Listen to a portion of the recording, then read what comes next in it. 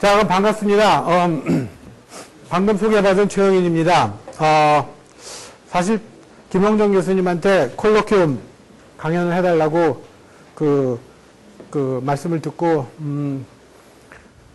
뭐 이런저런 일로 제가 사실 좀 바빴는데 그다음 카이스트에서 불러주시니 꼭 와야지 하는 욕심이 생겨서 무조건 이제 오겠다 와서 하겠다 그랬습니다. 근데 그러고 나서 뭐에 대해서 할까 생각해 보니까 좀 여러 가지 좀 생각을 하게 되더라고요. 그래서 처음에는 제가 가장 시간을 많이 쓰는, 요즘에 시간을 제일 많이 쓰는 건 사실은 이미지 프로세싱 하고 뭐 홍채 인식 뭐 이런 겁니다. 근데 거기에 대해서 할까 하다가 그것도 그런 것 같고, 어플라이드 지오메트리 할까 하니까 그것도 그런 것 같고, 그러다가 우리 최건호 교수님이 지금 우리 금융수학에 이제 새로운 리더로 떠오르고 계시니까 금융수학에 대해서 가서 좀 좋은 얘기를 해가지고 어프로브를 받아야 되겠다.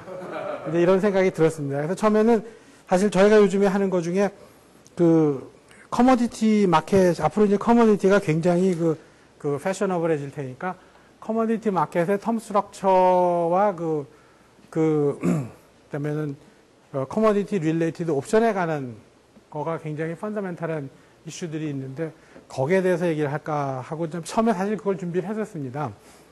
그러다가 보니까 사실 그게 지금 파이낸스의 본령이 아닌데 지금은 세상이 바뀌고 있는데 좀 더 본질적인 얘기를 하자.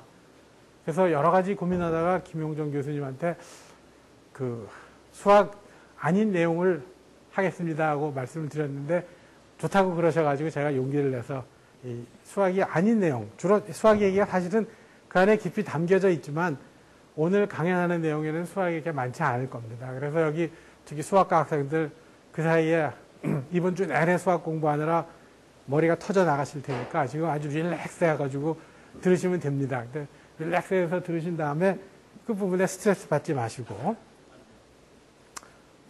실제로 금융수학을 하시는 분들, 또 뭐 금융수학이나 매스매티컬 파이낸스를 하시는 분들, 그 다음에 더 나아가서는 파이낸스 일반 하는 분들이 세상을 보는 스코프가 굉장히 내로우하고 좁습니다.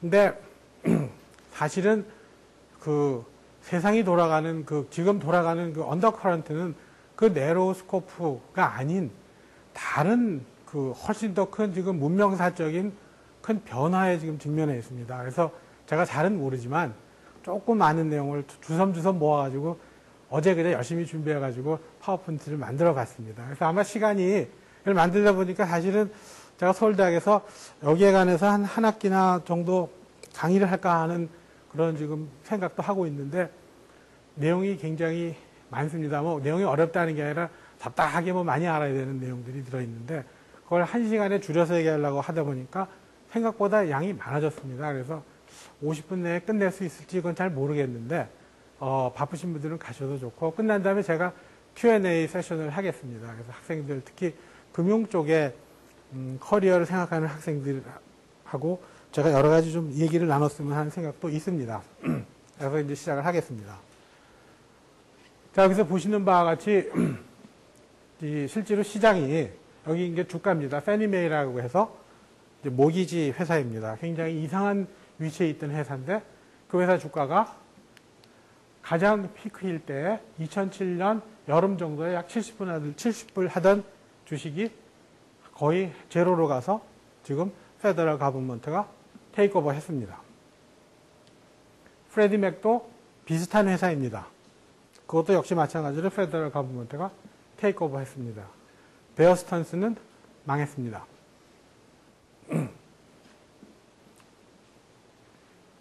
레이먼 브라더스도 망해서 문 닫았습니다. 그래서 지금 레이먼 브라더스에 있던 그 직원들이 지금도 펄브라는 CEO를 보고 지금 원망을 많이 합니다. 그 전에 M&A 오퍼가 있었는데 그걸 거절했던데 그걸 왜 거절했느냐 어쩌고저쩌고 해서 망했습니다. 레이먼 브라더스가 망할 때 제가 그때 금융수학 수업을 했었는데 학생들에게 오늘이 내가 금융수학을 가르치는 날 중에 가장 기쁜 날이다 그랬습니다. 제가 무슨 억하심정이 있어서 그런 게 아니라 그 이유는 강의가 끝나면 알게 될 것입니다. 기뻤는데 결과는 별로 기쁜 결과가 안 일어났습니다. 시리그룹 실제로 망했습니다. 지금도 연명을 하고 있는데 내용을 뜯어보면 망한 게 확실합니다. 제너럴 모터스, 이거를 요즘에는 GM을 뭐라고 부르냐면 가버먼트 모터스라고 부릅니다. GM도 실제로 망했습니다. 자, 여기서 보면은 여러분들 보시면은 그 인터넷을 찾아보든지 하면 여러 가지 각종 음모론들, 각종 데이터들, 이상한 데이터들이 많이 있습니다. 곧 내일 지구가 망한다. 죄송합니다.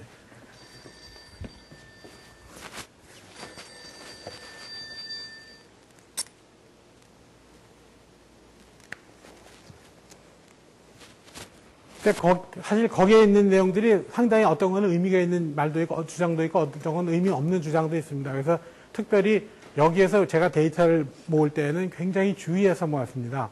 즉 공신력이 있는 데이터들, 미국 정부의 데이터들, 그다음에는 미국의 페더럴 리저브 뱅크에 있는 데이터들을 중심으로 여러분에게 데이터를 보였는데 여러분이 그 데이터를 봐도 지금 세상이 바뀌고 있다 하는 걸 느끼실 겁니다. 실제로 지금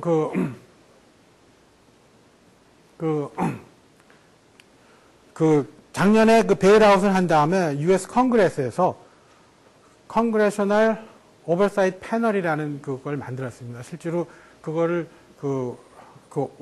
패널의 체어맨은 하버드 대학의 로 프로페서인 엘리자베스 워런 교수가 지금 맡고 있고 거기에 이제 상당히 법이라든가 파이낸스 쪽에 전문가들이 참여하고 있습니다. 거기서 가보시면은 매달 리포트가 나옵니다. 그 중에 이제 서머리 해가지고 엘리자베스 워런이 유튜브에서 매달 또 거기에 대해서 이제 얘기를 합니다. 들어보면 굉장히 재밌습니다. 재밌는 게 아니라 참 걱정됩니다. 거기서 나온 그 자료에 의하면은 지금까지 페더럴 가버먼트가 파이낸셜 베일아웃으로 넣은 돈이 3 트릴리언 달러입니다. 이게 굉장히 컨서버티브한 숫자입니다. 3 트릴리언부터 시장에서 추정하는 게 6, 7 트릴리언 달러를 투자했습니다. 도대체 3 트릴리언 달러가 얼마나 대단한 숫자냐? 미국이 1년의 GDP가 14 트릴리언 달러입니다. 14조 달러입니다. 우리나라 1년의 GDP가 환율에 따라서 왔다 갔다 하지만 약 1 트릴리언 달러 정도 됩니다. 1조 달러. 대충 1000조 원입니다.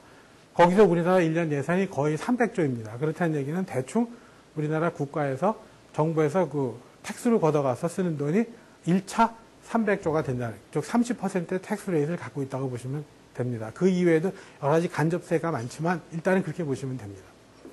자, 이만한 돈이 다 어디로 갔느냐? 두고 봐야죠, 어디로 갔는지. 무지하게 많습니다. 시간이 없으니까 지나가겠습니다. 보시면 AIG에는 166 빌리언 달러. 이게 약 1000대 1 환율을 잡아도 1600억 원입니다. 뱅크 오브 아메리카 45 빌리언, 시리그룹 약 300 빌리언. 실제로 최근에 엘리자베스 워런이 금융 쪽의 전문가들을 데리고 이 베일아웃을 한 거에 평가를 한 걸 보면은 미국 정부가 베일아웃을 했을 때 특별히 시리그룹에 특혜를 줬습니다. 그래가지고 나온 게 뭐냐면 대충 $1를 투입을 해서 약 50센트 월스의 리턴을 받았다. 그래서 이거에 대해서 굉장히 교양 있는 교수이기 때문에 점잖게 말은 했지만 있을 수 없는 일이다 라는 표현을 했습니다. 실제로 보시면 엄청나게 많습니다. 이거 다 얘기할 필요는 없으니까 지나가겠습니다. 자, 이게 지금 3 트릴리언 달러가 얼마나 큰 돈인지 규모를 비교하기 위해서 여러분 금융하는 분이 다 알고 있는 LTCM 베일아웃에 대해서 얘기해 보겠습니다. 롱텀 캐피탈 매니지먼트? 그런 겁니다. 하여간. 자, 아시는 바와 같이 노벨 경제학상을 받은 유명한 숄즈와 멀튼이 참여한 사람입니다. 실제로 참고로 얘기하면 거기에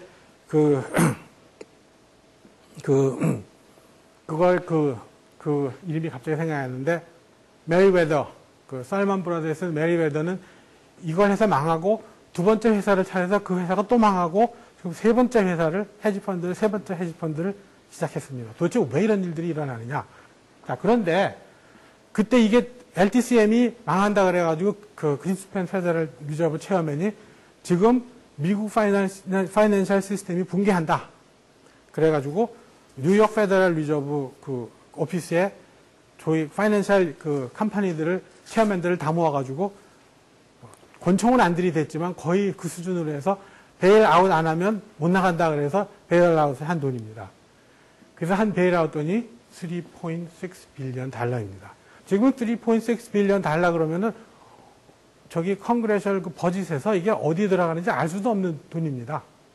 이게. 한 번은 그 세크리티 오브 트레저리 폴슨이 나가서 컨그레셜 히어링에서 half trillion 달러, 500 빌리언 달러가 어디 갔냐니까 I don't know. 어디 간지 모르겠다고. 유명한 얘기가 있습니다. 근데 지금 10년 전에 3 빌리언 달러 베일아웃이 빅딜이었습니다. 그래가지고 지금 실제로 여기 우리 수학자들은 이 굉장히 쉘터드는 라이프, 온실에서 살고 또 굉장히 아카데믹하고 아이디얼한 월드는 우리 수학자가 하는 일들은 아무리 작은 걸 하나 해도 이게 진리이기 때문에 영원히 남는 걸 하지만 수학자 이외의 사람들 중에 영원히 남는 일을 하는 사람들은 없습니다. 그렇기 때문에 세상에서는 변하는 거에 대해서 굉장히 사람들이 민감합니다. 야, 사람들이 지금 월스트리트에 대한 분노가 하늘에 솟아 있습니다.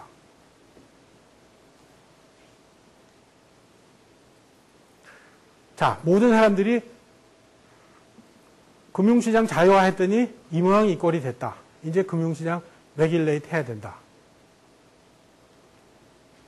어디까지 가냐면은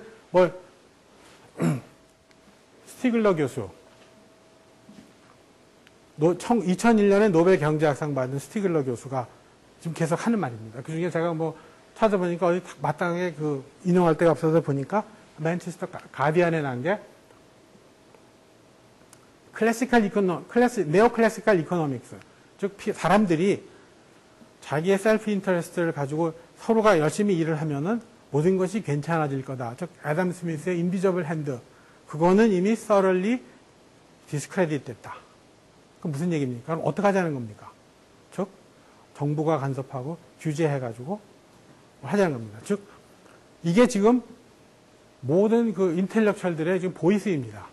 이게 나타나는 결과가 어떻게 나타나는 거에 대해서는 나중에 생각해 보기로 하죠. 자, 그래서 정말로 프리마켓이 정말로 이 위기에, 이 위기는 지금까지 있었던 닷컴 버블이라든가 LTCM 베일아웃이라든가 그 전에 있었던 1987의 블랙 만데이 크래시라든가 심지어는 1929의 대공황 때 있었던 크래시하고는 규모가 다른 크래시입니다. 이거는. 자, 그래서 이게 과연 프리마켓이 우리가 가버먼트가 레귤레이트 안 하고 그냥 마켓에 맡겨놨더니 마켓이 get out of hand 해가지고 나타나는 현상이냐. 제가 여기서 폴을 하겠습니다. 이게 우리 교수님 학생들 저기 꼭 참가해 주시기 바랍니다. 자, 그래서 프리마켓이 정말 잘못이다. 프리마켓을 규제해야 된다. 생각하시는 분 손 들어보십시오. 드세요. 괜찮아요. 자, 용기 있는 분, 한 분. 자, 그게 아니다. 두 분. 아니야. 프리마켓은 잘못이 없는데 뭔가 딴 것 때문이다. 자, 여러분 계시네요. 대부분은 투표를 거부한다고 이해하겠습니다. 자, 저의 답은 이 강의가 끝나면 뭔지 한번 우리가 알게 될 겁니다. 자, 우선 표면적인 이유를 보겠습니다. 표면적인 이유가 어떤 식으로 해서 이 위기가 나타났는가? 이걸 보려면 처음에 그 세이빙스 앤 론 크라이시스부터 봐야 됩니다. 실제로 미국이 2차 대전이 끝나고 베테랑들이 돌아오면서 홈 오너십이 건전한 소사이어티의 기본이다. 그래서 홈 오너십을 프로모션 했었습니다. 물론 홈 오너십을 프로모션한 제일 그거는 1932년에 대공황 때 루즈벨트 대통령 어드미니스트레이션에 있었던 지금 말하는 페니 메이, 즉 저리로 주택 융자해주는 그 기관을 만들고 FHA라고 하는 Federal Housing Authority가 원조이지만 실제로 이때부터가 이제 본격적이라고 보면 됩니다. 그래서 아마 저희 같이 굉장히 오래전에 옛날에 김 교수님 말씀하신 옛날에 박사학위를 받은 사람들은 공부할 때 뭐 돈이 그때 그냥 1,000불, 2,000불 있으면 큰 돈이죠. 그걸 은행에 안 맡기고 세이빙스 앤 론에 맡겼습니다. 왜? 세이빙스 앤 론은 뱅크보다 0.25% 이자를 더 줬습니다. 그리고 뱅크보다 더 주게 돼 있고 규제가 돼 있었습니다. 그런데 세이빙스 앤 론을 차터를 하면은 세이빙스 앤 론을 뭘 해야 되면 자기가 갖고 있는 그 커머셜 디파짓에 제가 퍼센트는 잊어먹었는데 뭐 50%인지 몇 퍼센트를 반드시 그 하우징에다가 랜딩을 해줘야 됩니다. 즉 이자를 돈을 디파짓을 끌어들이는데 어드밴테이지어선 포지션을 주는 대신에 그만큼 그 홈에다가 랜딩을 해야 된다. 자, 그 당시에는 누구나가 집을 사면 내가 돈을 세이브해가지고 30년 모기지를 샀습니다. 뭐 보통 한 20%, 뭐 많으면 30% 다운페이를 하고 아주 적게 하는 사람은 15%, 10%까지 다운페이를 하고 30년 모기지를 샀습니다. 자, 물론 이자율은 픽스드 레이트입니다. 자, 근데 무슨 일이 일어나냐면은 1970, 실제로 미국 경제가 그 프라이스 인플레이션들이 60년대부터 크게 일어나기 시작했었습니다. 그래가지고 인플레이션이 너무 심해지니까 1982년에 페더럴 리저브 체어맨 폴 볼커가 이자율을 어마어마하게 올려버렸습니다. 거의 뭐 18% 가까이 올리니까 무슨 일이 벌어졌느냐. 세이빙스 앤 론, 모든 금융기관은 이렇습니다. 금융기관은 대출을 할 때에는 훨씬 더 장기로 대출을 해줍니다. 그리고 자기가 돈을 조달하는 소스는 항상 그거보다 단기입니다. 자, 돈을 빌려준 건 30년을 5%, 6%를 빌려줬는데 내가 지금 당장에 이자율이 오르니까 고객에게 줘야 되는 그 이율은 뭐 7%, 8%, 10%로 올라가니까 그걸 보고 클래시컬하게 얘기하는 텀 스트럭처 미스매치가 난 겁니다. 견딜 장사가 없었죠. 그래서 결국은 세이빙스 앤 론에 굉장히 많은 반 이상이 망했습니다. 그래서 소위 말해서 RTC라고 부르는 이게 레이간 정부 때 하는 그 RTC가 들어와서 이것들을 많이 정리를 했습니다. 그래서 많은 사람들이 다 자기 재산 털리고 많은 사람들이 그 감옥에 가고 뭐 그래가지고 레졸루션이 됐었습니다. 그게 텍스페이어가 낸 돈이 토탈 해가지고 난 게 약 100빌리언 정도의 달러가 들었습니다. 자, 그러고 나니까 월스트리트나 이 금융기관들이 이제 깨달은 겁니다. 이자율이라는 거는 엄청나게 변하더라. 내가 장기간 커미트먼트라는 건 대단히 위험하다.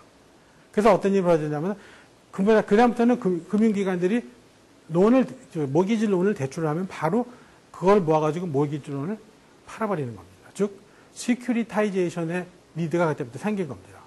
자, 그래서 시큐리타이제이션은 여러 가지가 있는데, 뭐 제일 간단한 구조는 이렇습니다. 내가 이제 돈을 빌리는 컨슈머입니다. 이게 오리지네이터가 보통은 은행입니다. 세이빙스 앤 론도 있고 은행도 있고 나중에 가면은 순전히 오리지네이터를 목적으로 하는 뭐 컨트리와이드 파이낸셜이라든지 그런 것들이 있어가지고 실제로 모기지를 빌려준 다음에는 이거를 갖다가 어떤 가상의 회사를 하나 만듭니다. 스페셜 퍼포스 비클이라고 하는 가상 회사를 만들어 놓고 이 회사에다가 인베스트먼트 뱅커가 끼어들어가지고 이거를 갖다가 인베스터들에게 파는 겁니다. 좀 더 구체적인,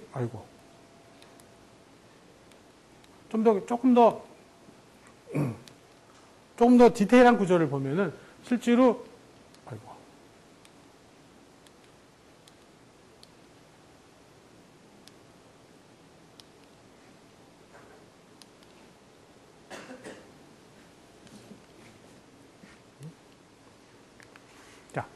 좀 더 구조를 보면은 실제로는 GSE라는 엔티티가 들어가 있습니다. 이게 뭐냐면 Government Sponsored Entity라고 부르는 정부 기관도 아니고 완전히 자유로운 금융기관도 아닌 페니메이와 프레디맥 같은 그런 론 대부 업체들이 끼어들어가지고서 여기서 만든 뱅크에서 만든 이거를 이쪽에서 다 삽니다. 사가지고 이거를 말하자면 내가 100명이면 100명, 1000명이면 1000명, 10,000명한테 그 모기지를 다 삽니다. 사가지고 그거를 뭐 천등분, 만등분으로 해가지고 파는 겁니다. 팔 때 이걸 어떻게 파냐면 소위 보통 크게 말해 여러 가지가 있지만 크게 세 가지 등급으로 팝니다. 하나는 저기 슈퍼 시니어 클래스라고 하는 거. 그 다음에는 메자닌 클래스. 그 다음에는 소위 에퀴티라고 하는 트렌치라는 게 이게 프렌치로 슬라이스 한다는 뜻입니다. 그래서 세 가지, 보통 세 가지 등급으로 이거를 하는데 무슨 얘기냐면 이 사람들이 모기지를 페이를 하면 거기에 나오는 캐시플로우가 먼저 그 시니어 메자닌으로 먼저 다 갑니다. 즉, 이 사람들이 내가 그 모기지를 낸 거를 다 여기서 모아가지고서 이쪽으로 보내면 여기 인베스터들이 다 받아갑니다. 여기 있는 사람들이 다 리퀘어먼트를 채우고 나면은 그 다음 클래스 사람들이 이자를 받아가고 그 다음 클래스 사람들이 이자를 받아갑니다. 자, 그러니까 당연히 시니어 클래스에 있는 그 트렌치 인베스터들이 훨씬 더 안전한 인베스터를 하는 거죠. 즉, 내가 말하자면 이자를 더 확실하게 받을 확률이 높은 거죠. 따라서 그 얘기는 뭐냐면 그 본드가 저기 그 크레딧이 높기 때문에 거기서 나타나는 현상은 뭐냐면은 이자율이 상대적으로 쌉니다. 조금 더 내가 리스크를 지겠다 그러면 이자율을 좀 더 줍니다. 그 다음에 에퀴티 클래스가 되면 이자를 더 많이 줍니다. 자, 그런데 굉장히 많은 인스티튜션들은 뭐를 원하냐면은 아주 굉장히 세이프한 인베스트먼트를 원합니다. 거의 AAA 크레딧 레이팅을 원하기 때문에 여기에다가 뭐를 붙여주냐면은 인슈어런스 컴퍼니에서 이거를 보장을 해줍니다. 소위 말해서 크레딧 디폴트 수압을 여기다 붙여주는 거죠. 붙이기도 하고 안 붙이기도 합니다. 그 다음에는 무디스나 S&P, 뭐 피치 같은 레이팅 에이전시들이 이게 인디드 AAA 크레딧이다라는 걸 보증을 해줍니다. 자, 그러고 나면은 펜션 펀드, 그다음에 소버린 웰스 펀드, 뭐 그런 대학 같으면 대학의 뭐 연기금들이 이거를 사게 되는 겁니다. 이걸 왜 사느냐? 보통 우리가 이걸 사면은 페더럴 가버먼트에서는 트레저리 뎃보다 1%에서 많게는 3% 정도까지 이자를 더 받습니다. 자, 여기 학생들 같으면 은행에서 뭐 4% 주는데 5% 준다 그러면 아이 뭐 돈 100만 원 넣었는데 1% 하면 만 원. 뭐 만 원 더 받으려고 왔다 갔다 안 하는데 그게 100만 원이라고 생각하지 않고 100억이라 그러면 1% 차가 1억입니다. 그러니까 말하자면 그래서 그렇다가 1%를 보통 100 BP, 베이시스 포인트라고 그러는데 1% 차라는 거는 본드 마켓에서는 천문학적인 숫자, 어마어마한 숫자입니다. 자, 그래서 세이프한 인베스트먼트이고 그리고 이자를 많이 준다. 굉장히 파퓰러해진 겁니다, 이게.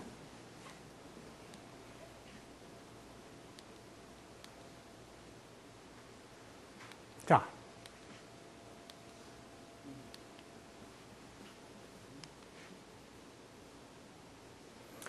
그래서 이제, 요게 이제 백그라운드 설명이고, 그래서 왜 이렇게 크라이시스가 커졌느냐. 그리고 앞으로 미래 어떻게 생길 것인가. 거기에 대해서 얘기를 해보죠. 자, 이제 근시안적으로 이걸 보면은, 중간에 파이낸셜 인터미디어리라고 부르는 것들이 중간에 그 은행들입니다. 은행들이 이제 모기지를 사가지고 팔아버리니까 은행은 어떻게 되죠? 모기지를 많이 만들수록 좋습니다. 어차피 나는 책임이 없습니다. 그 모기지를 랜딩을 한 다음에 팔아가지고 저기 인베스터들에게 넘기면 되니까 중간에 나는 피 인컴만 받으면 되는 겁니다. 근데 중간에 뭐 인베스트먼트 뱅커도 마찬가지고 레이팅 에이전시도 마찬가지고 인슈런스 하는 데도 마찬가지입니다. 그러니까 누구든지 좌우지간 트랜잭션이 많아지면 더 좋아지는 겁니다.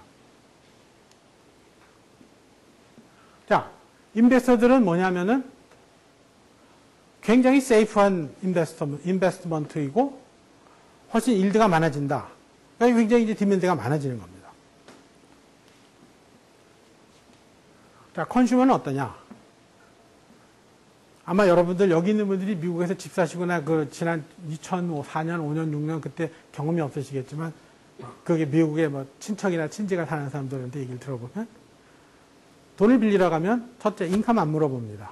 닌자논이라는 게 있습니다. 닌자논. 노 인컴, 노 잡, 그 다음에 뭐 해가지고 아무것도 안 물어봅니다. 그냥 사인만 하면 무조건 빌려줍니다.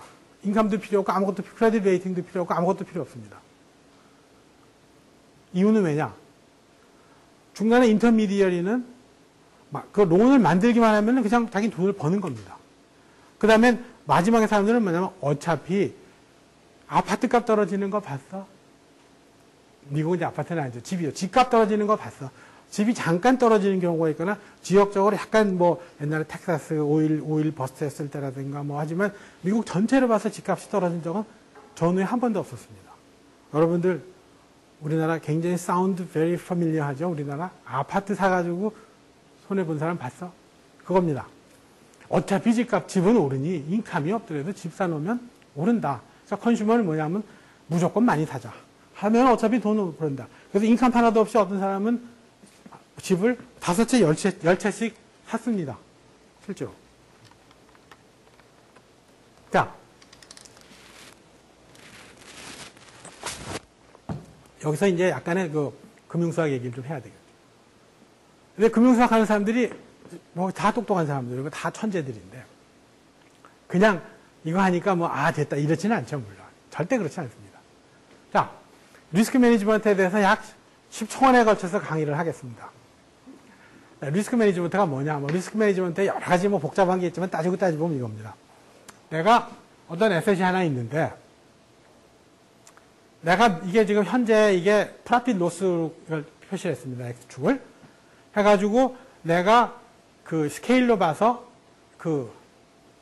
이쪽으로, 이쪽으로 가면서 내가 이 에셋이 가격이 오를 위치고 에셋 가격이 떨어질 위치입니다. 자, 이 위치가 뭐냐면 내가 99%의 확률로 이것보다는 내가 값이 위에 있다라는 거죠.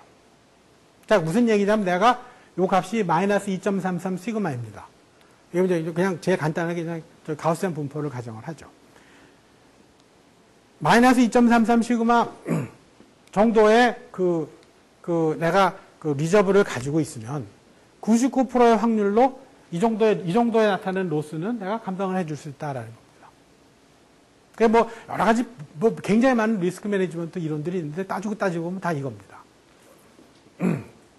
그래서 이걸 갖다가 우리가 보통 볼 때 제일 간단한 게 그냥 바를 하겠으면 워낙 클래식하라고 실제로 놀랍게도 바의 문제가 많음에도 불구하고 많은 금융기관들은 바를 쓰고 있었습니다. 자, 99% 바 밸류가 이거다. 근데 뭐 이제 인베스트먼트를 배우면 제일 하는 게 Don't put your eggs in one basket. 그러니까 포트폴리오를 구성을 하죠. 자, 제일 간단한 경우 생각하면 포트폴리오가 물론 인디펜던트 하지 않지만 뭐 코릴레이션이 있으니까 그거를 뭐 프린시펄 컴포넌트 어널리시스를 하고 어쩌고 저쩌고 해서 하면 이제 인디펜던트 에셋으로 잘라지니까 그냥 생각하기 쉽게 인디펜던트 하다고 치고 또 복잡하니까 IID라 그러죠. 뭐 익스트림이 간단한 경우입니다. 자, 그래가지고 각각의 에셋이 다 저기 그 노멀 디스트리뷰션으로 민 제로 그다음에 저기 베리언스가 시그마 스퀘어라고 하면은 그러면은 센트럴 리밋 시어럼에 의해 가지고 요 포트폴리오를 이루는 요 포트폴리오는 대충 저기 그 스탠다드 가우시안으로 수렴을 합니다. 즉 포트폴리오 X라는 게 이게 잘못해서 X는 밑에 있는 거 없는 겁니다. 이게 잘못 타이핑했는데 X는 분자만 얘기하는 겁니다. 요 포트폴리오가 분자 요거는 대충 민 제로의 시그마 스퀘어 n 정도의 그 스탠다드 디비에이션을 갖게 됩니다. 자, 근데 무슨 일이 일어나느냐? 그다음에 여러분이 뭐 보통 뭐 금융수학 하는 사람들은 잘 안 가르치는데 투자공학에 가면 제일 먼저 배우는 게 뭐냐면 소위 포트폴리오 세어리. 포트폴리오 세어리가 뭐냐면 마코비츠 포트폴리오 세어리를 배웁니다. 포트폴리오 세어리를 가만히 들여다보면은 간단한 리니어 알지브라입니다. 근데 어쨌든 간에 그게 마코비츠 선생이 노벨 경제학상을 받으셨습니다. 그거로. 자, 그런데 우리가 알고 있는 게 크라이시스가 되면은 그러니까 말하자면 모든 어떤 포트폴리오의 기본 생각은 뭐냐면 내가 많은 에셋 유니버스가 있는데 그것들의 코릴레이션들을 계산해 가지고 그걸 가지고 소위 아이겐밸류와 아이겐벡터를 계산해서 에셋을 갈라내고 나면 인디펜던트한 에셋이 나오니까 인디펜던트 에셋을 가지고 내가 상당히 다이버시파이 하면은 내가 포트폴리오가 리즈너블리 안전하고 잘 그 퍼폼을 하더라 한데 실제로 여러분이 펀드 사신 분들은 아시겠지만 펀드 사시면 중국 펀드도 떨어지고 한국 펀드도 떨어지고 원자재 펀드 떨어지고 미국 펀드도 떨어지고 원화도 떨어지고 다 떨어집니다. 즉 크라이시스가 되면은 모든 에셋의 코릴레이션이 모든 에셋이 굉장히 하일리 코릴레이트하게 됩니다.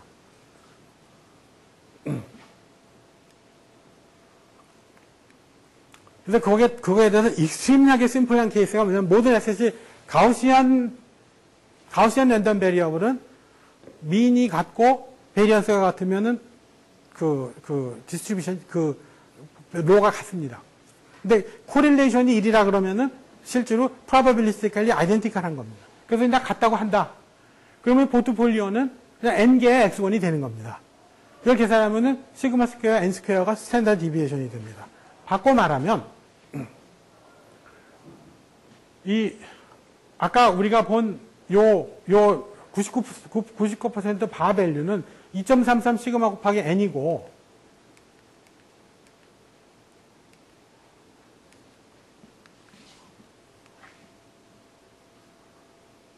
이거는 n 스퀘어 n입니다. 자, 두 개 차가 뭐냐?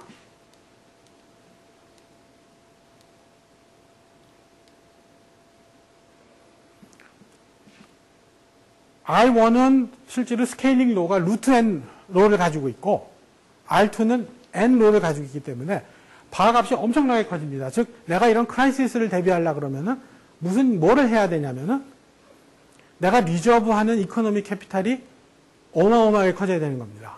자, 이게 바로 모든 문제의 근원입니다. 리저브 캐피탈이 커져야 되는 게.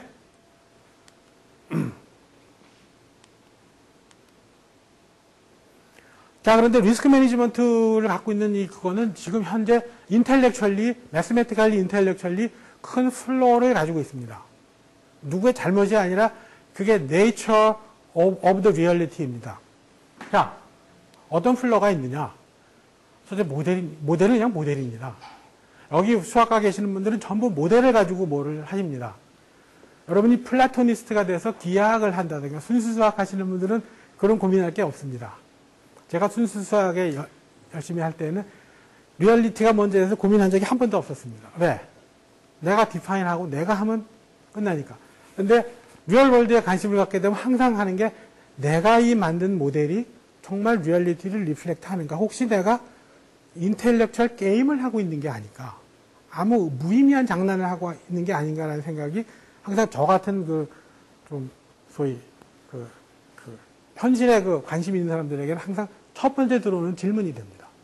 그래서 모델을 너무나 월십하지 말라는 게 오늘의 중요한 메시지 중에 하나입니다. 계속 얘기가 나오겠습니다.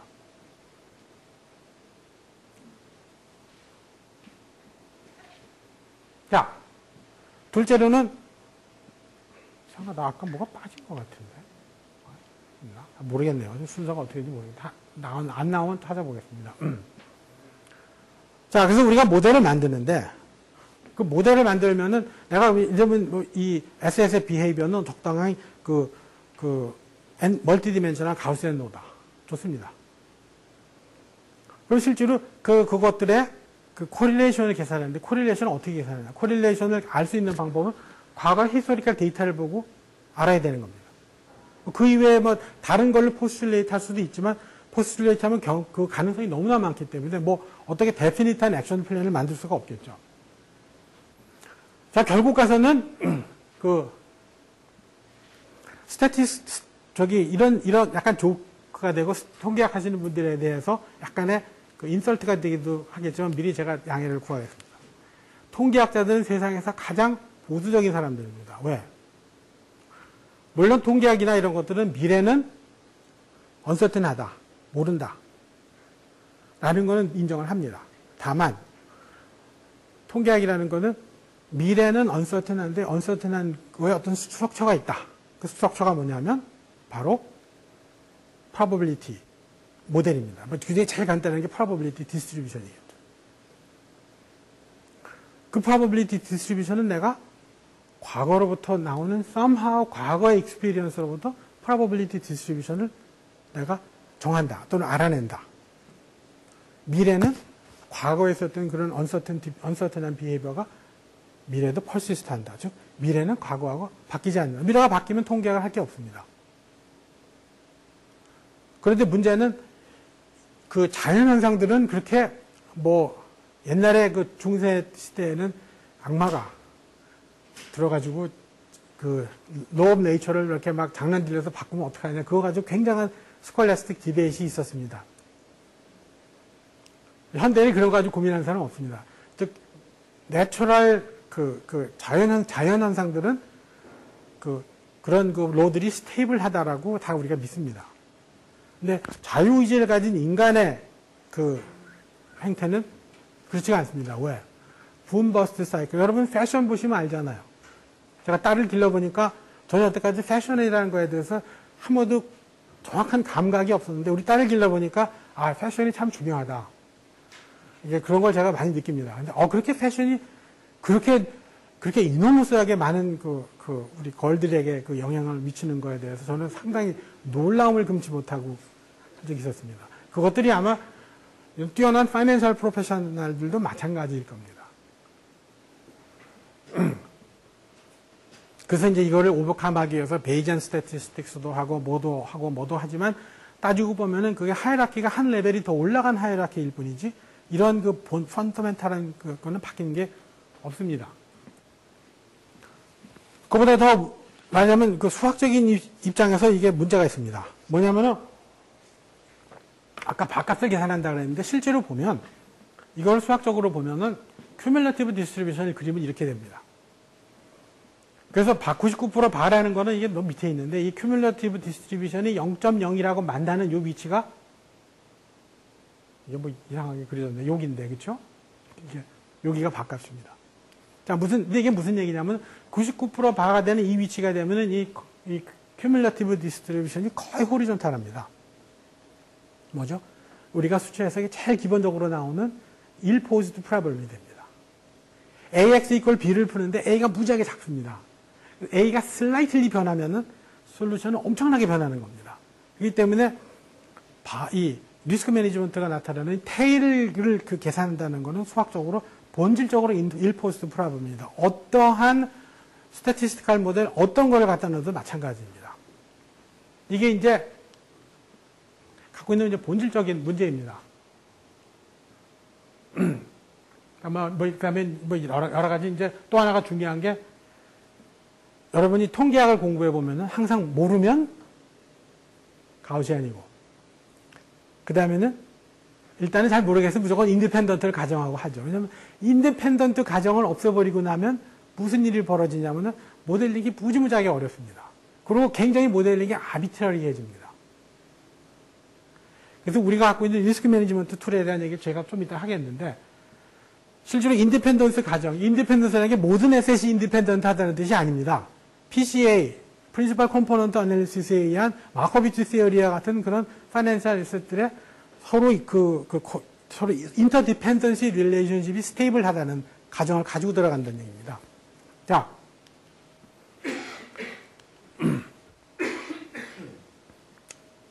실제로 보면은 그런데 수학하는 분들이 간과하는 게 하나 있습니다. 뭐냐면은 전산입니다. 전산.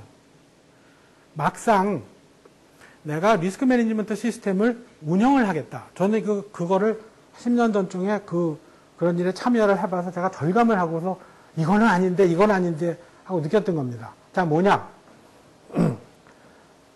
바를 처음에 창시해가지고 그거를 JP 몰간이 자기네 내부에서 리스크 매니지먼트 툴로 썼었습니다. 이게 이제 파퓰러해지고 많이 디맨드가 되니까 실제로 그거를 프릴리 공급을 했습니다. 그 안에서 나타나는 것 중에 중요한 게 뭐냐면은 이게 뭐 인터내셔널한 거 하니까 커런시들이 있죠. 커런시. 전 세계 뭐 주요 통화만 해도 수십 개가 되는데 매일매일 그 환율이 바뀝니다. 그러면 커런시들의 코릴레이션 데이터를 매일매일 집어넣어야 됩니다. 근데 우리나라에 뭐 그때는 우리은행이 없을 때입니다. 그때는 조흥은행, 한일은행, 뭐 상업은행 뭐 그런 게 있을 시절입니다. 그거를 매일매일 데이터를 구할 방법이 없습니다. 그러니까 내가 아무리 훌륭한 뭐 코히어런트 매저 아니라 무슨 매저를 갖다 놔도 실제로 전산 시스템에 그걸 운영을 하려면 거기에 대한 파라미터를 구할 수가 없습니다. 근데 JP 몰간은 그 당시에 그거를 공짜로 줬습니다. 매일매일 다운로드 할 수 있습니다. 파라메타가 어베일러블 하지 않으면 실제로 전산을 못합니다. 굉장히 중요한 이슈입니다. 수학하는 금융에 관심을 갖고 있다면 간과해서는 안 되는 겁니다. 둘째가 뭐냐면은 실제로 여러분이 조금이라도 복잡한 모델을 하다 보면 여러분이 굉장히 복잡한 소프트웨어를 디벨롭한 경험이 있다 그러면은 함수 하나 바꾸고 거기서 예를 들면 인터페이스 하나 바꾸는 일도 보통 일이 아닙니다. 모든 거는 라이브러리에서 들어옵니다. 이게 내가 마음에 안 든다. 우리나라의 많은 금융기관들이 어떻게 하냐면 처음에 외국의 리스크 매니지먼트 툴, 아니 리스크 매니지먼트 라이브러리를 들여다가 한국화해서 바꿉니다. 왜냐하면 우리나라는 조금 다릅니다. 우리나라는 하다못해 그 옛날에 주판으로 하던 그런 게 있어서 그 복리 계산도 관행적 복단위라 그래서 주판으로 계산하기 쉬운 복리도 아니고 단위도 아닌 그런 방법을 쭉 썼었습니다. 지금은 어떤지 모르겠는데 10년 전에 그래서 관행적 복단위 한국적인 복리를 계산하는 방법은 아무 데도 없습니다. 근데 그게 일전자도 틀리면 금융기관은 보통 문제가 아닙니다. 고객하고의 약속이기 때문에 그거 바꾸는 일만 해도 보통 일이 아닙니다. 하다못해 캘린더, 휴일 처리하는 일도 이게 보통 일이 아닙니다. 그러다 보니까 전산 시스템이 들어오면 전산 시스템을 만드는 소프트웨어 프로그래머들은 처음에 분석하고 설계하고 뭐 테스트하고 하는데 복잡한 모델은 다 자르는 겁니다. 전산의 ABC입니다. 시스템 인테그레이션의 ABC는 뭐냐면 복잡한 모델은 자르는 겁니다. 그러다 보니까 이미 전통적으로 잘 알려져 있는 모델 이외에는 여기에 들어가지 않습니다. 아카데믹한 사람들이 굉장히 훌륭한 연구를 해도 코헤런트 리스크 매저가 나온 지 10년이 훨씬 남았지만 얼마 전에야 비로소 이 리스크 매트릭에 들어갔습니다. 자, 그래서 모델을 넣기도 힘들고 데이터를 넣기도 힘들고 하다 보니까 기존에 실제로 나와 있는 리스크 매니지먼트 툴을 쓰게 됩니다. 그게 은행의 어마어마한 전산 시스템하고 얽혀 있는 겁니다.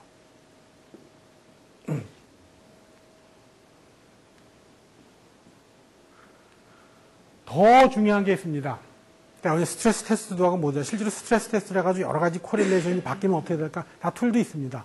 스트레스 테스트 해보면은 실제로 우리가 대하는 리스크를 위한 그 리저브 캐피탈이 제가 좀 시간이 좀 더 걸릴 것 같은데 제가 10분 늦게 시작했죠. 그러니까 제가 50분 하면은 5시 반까지 갈 수 있고 제가 10분 오버하면은 5시 40분 정도까지 제가 마치도록 하겠습니다. 왜냐면 뒤에 할 말이 많기 때문에. 자, 그래서 스트레스 테스트를 그렇게 걸었는데 그 스트레스 테스트를 실제로 수용을 안 합니다. 왜? 그게 금융기관의 네이처입니다. 자, 여러분의 이제 학생들이 이제 금융기관에 취직을 하면 여러분이 금융기관에 하면 대개가 금융기관은 3개의 구조로 되어 있습니다. 프론트 오피스, 미들 오피스, 백 오피스 3개로 되어 있습니다. 프론트 오피스가 세일즈하고 트레이딩을 하는 팀입니다. 그쪽이 돈을 만드는 팀입니다. 여러분이 군대를 가면 전투병가를 가야지 참모총장도 하고 국방장관도 합니다. 중간에 있는 게 퀀트라고 부르는 미들 오피스입니다. 미들 오피스가 굉장히 중요한 역할을 하지만 미들 오피스는 돈을 버는 게 그렇게 눈에 보이지가 않습니다. 거기에 리스크 매니지먼트가 들어가 있습니다. 이제 백 오피스는 뭐 세틀먼트하고 뭐하고 회계하고 뭐 이런 거니까 뭐 여기 있는 학생들이 별로 관심을 갖지 않을 거고. 그러다 보니까 항상 펌에서 그 파워 스트러글을 하면 항상 프론트 오피스가 이기게 돼 있습니다. 그러면은 리스크 매니지먼트에서 너무 리스키하다 어쩌고 하면은 그거 뭐 차 떼고 포 떼고 다 떼면 뭐 뭘 가지고 트레이딩을 하고 뭘 가지고 돈을 벌어서 금융기관 먹고 살란 말이냐. 또 금융기관의 CEO들은 뭐냐면 내가 그래서 이번 쿼터에 프로핏이 줄어들면 당장에 월스트리트에서 애널리스트들 난리가 나고 그 다음에 주가 떨어지고 그러면 내년에 먹고 나가야 됩니다. 자, 그러다 보니까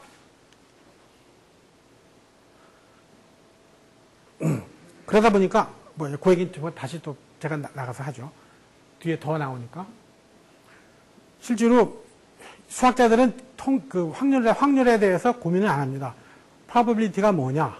probability는 어떤 non-empty set이 있고 거기에 시그마 필드가 있어서 countably additive set function, countably additive function이다. 그리고 뭐 0, 1 밸류로 갖고 뭐 토탈 매저가 1인 게 probability다. 그러면 고민할 일이 하나도 없습니다. 그게 또 콜모고로프의 위대한 그 업적입니다. 즉, 확률론이 모든 학문 중에 가장 영필드이고 20세기 들어서 콜모그로프에 의해서 어떤 리거러스한 파운데이션이 올라갔는데 문제는 뭐냐면 실제로 우리가 그걸 가지고 미래를 가지고 액션을 걸거나 그랬을 때에는 그런 probability 그게 아니라 구체적인 probability의 내용이 뭐냐가 뭐냐. 디스트리뷰션이 뭐냐 모릅니다 그거를. 그래서 더구나 그 철학자들이 상당히 오랫동안 디베이트를 했습니다. 뭘 디베이트를 했냐면 내가 여기 뭐 저기 있는 저 젊은 학생이 어떤 여학생을 좋아해요. 내가 저 여학생하고 결혼할 확률이 얼마냐? 알 수가 없는 겁니다. 그렇죠? 보통 우리가 생각하는 확률이라는 거는 똑같은 걸 계속 반복을 해봐가지고 뭐 100번 했는데 저 여자하고 100번 내가 결혼을 트라이를 했는데 그중에 뭐 30번을 내가 성공했다면 내가 저 여자하고 결혼할 확률이 뭐 30%다. 이런데 그게 딱 한 번만 해보니까 모르는 겁니다. 근데 우리가 나타난 인생은 전부 한 번만 살아보는 겁니다. 자연현상은 로가 스테이블하기 때문에 반복적이라고 우리가 생각을 해도 무방한데 소셜 현상들은 그렇지가 않습니다. 그래서 지금도 그 철학자들, 특히 그 philosophy of probability라는 굉장히 큰 필드가 있습니다. probability가 뭐냐? 그 중에 이제 통계학자들은 이제 frequentist와 뭐 베이지안으로 해가지고 이제 생각을 하는데 사실은 그보다 훨씬 딥한 unresolved problem이 있습니다. 그거를 우리 그 수학자들이 또 그 파이낸스 하는 사람들이 아무 성찰 없이 그냥 쓰는 겁니다.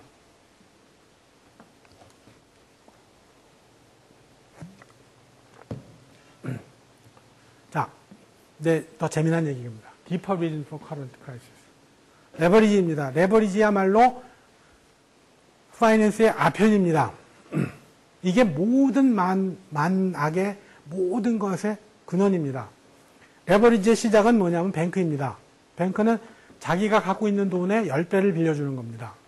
그러니까 테크니컬 얘기에 의하면 뱅크는 perennially bankrupt institution입니다. 뱅크들이 perennially bankrupt institution이기 때문에 항상 뒤에 백스타퍼가 있습니다. 떨어지지 못하게. 그게 뭐냐면 중앙은행입니다. 그게.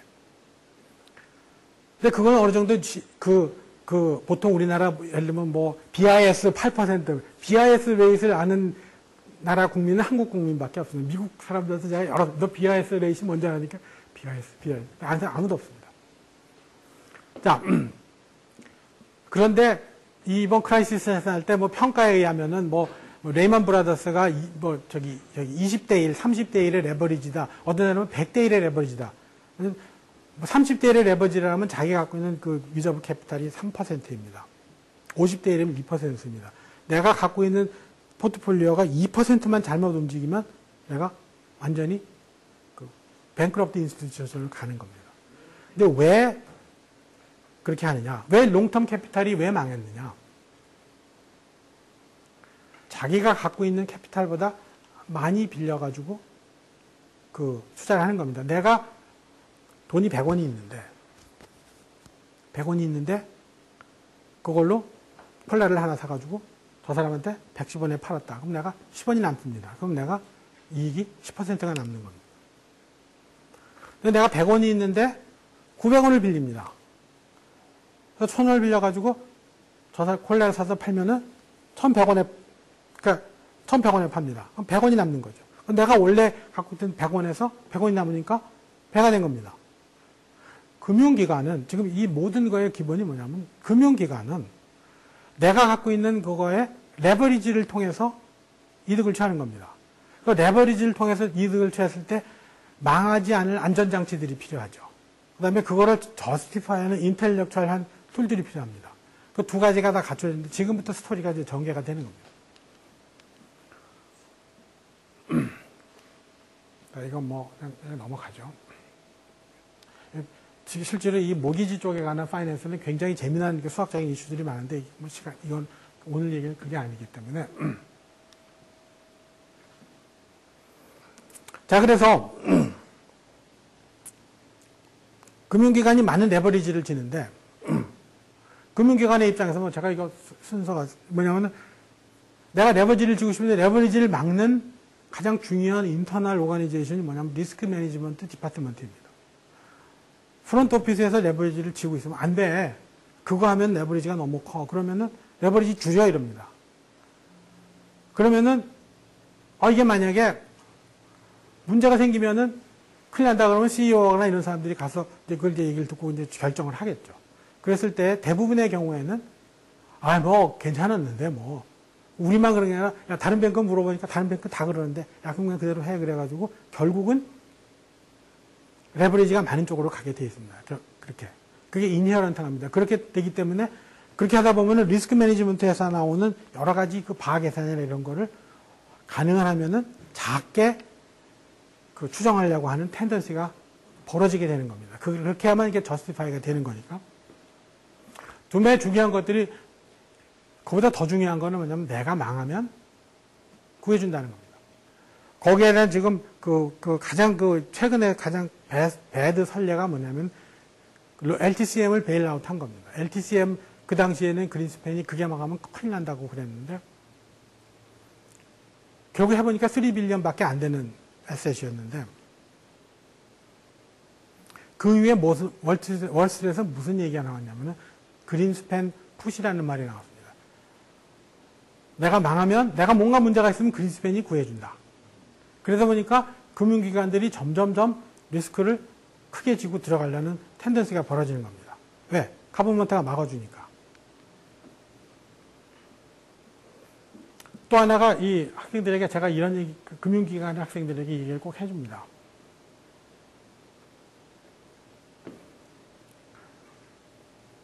소위 커리어 아비트라지라고 부르는 겁니다.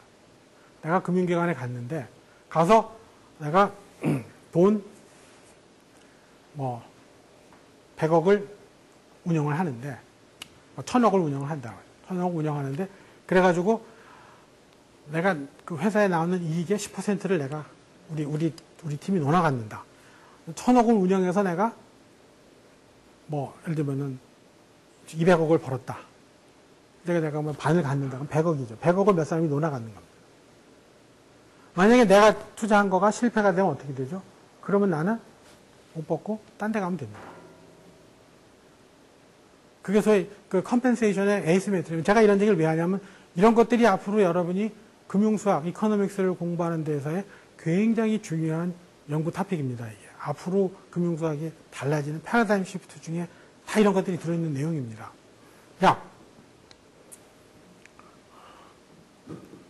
이게 마담 퐁파두가 루이 15세한테 한 말입니다. 우리가 떠나고 나면 알게 뭐냐. 실제로 이번에 그 서브프라임 그걸 하면서 많은 금융기관에 있는 많은 그 트레이더들이 실제로 리스크를 알고 있었습니다. 그랬지만 금년만 넘어가고 금년에 보너스만 타면 나는 괜찮아.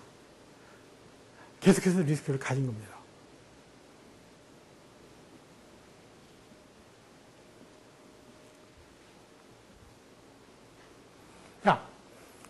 실제로 그러면은 그 트레이더들, 금융기관만 문제가 아니라면 실제로 더 큰 문제는 가버먼트에 있습니다.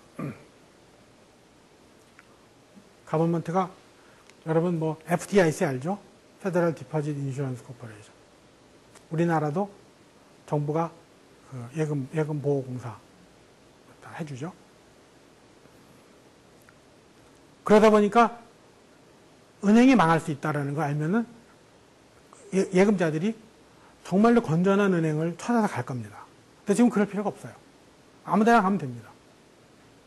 심지어 자산이 많은 사람들 주변에 보면은 5천만 원까지 우리 정부에서 해주니까 5천만 원까지 무조건 이자 많이 주는 데를 골라서 무조건 잘라가지고 다 집어넣습니다. 그래서 그래도 되냐 그래서 되긴 하지만 그런 거 하지 마라. 그럼 다 합니다. 그러니까 컨슈머에 뭐를 해줘도 보통 문제가 아니고 이게 시스템 전체가 뭐를 해줘도 아예 조직적으로 아예 그냥 조직화 해놨습니다.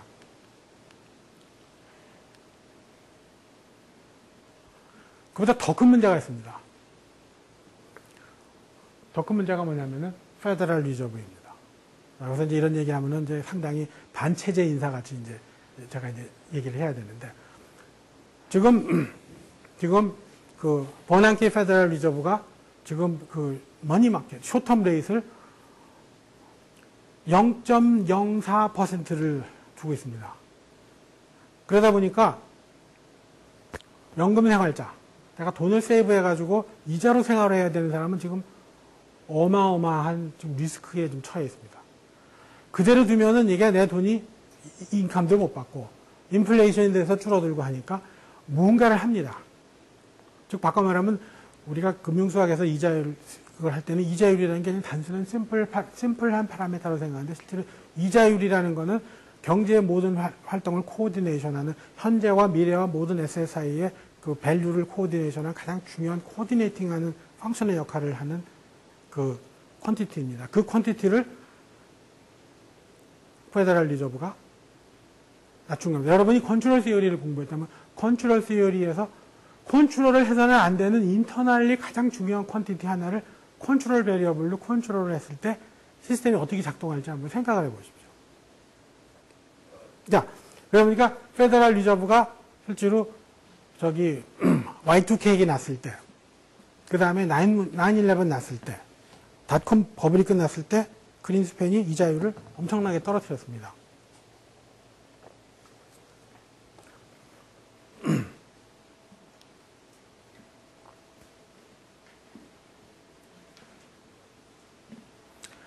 또 하나가 뭐냐면 피앗 마니입니다.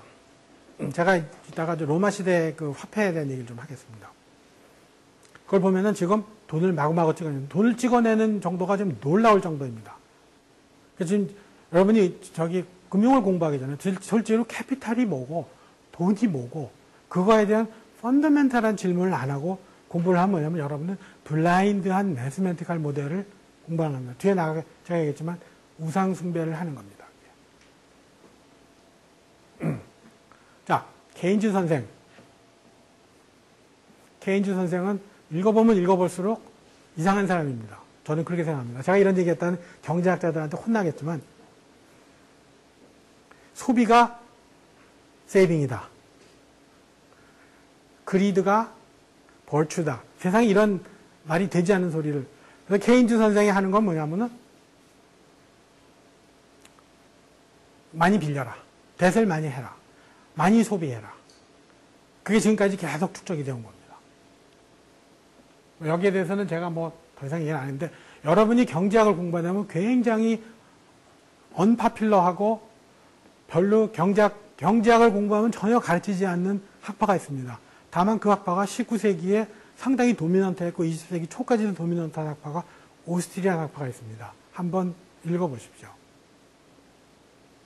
오스트리안 리바이벌이 굉장히 커질 것입니다.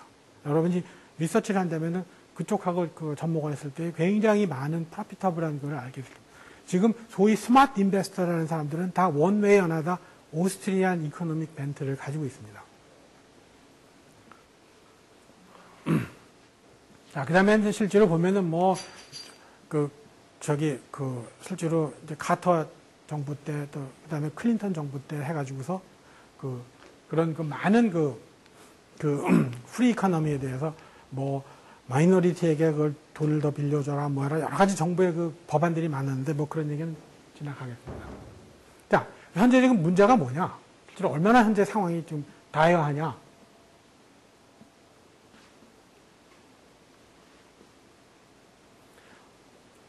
자, 이건 양이 많으니까 넘어가겠습니다.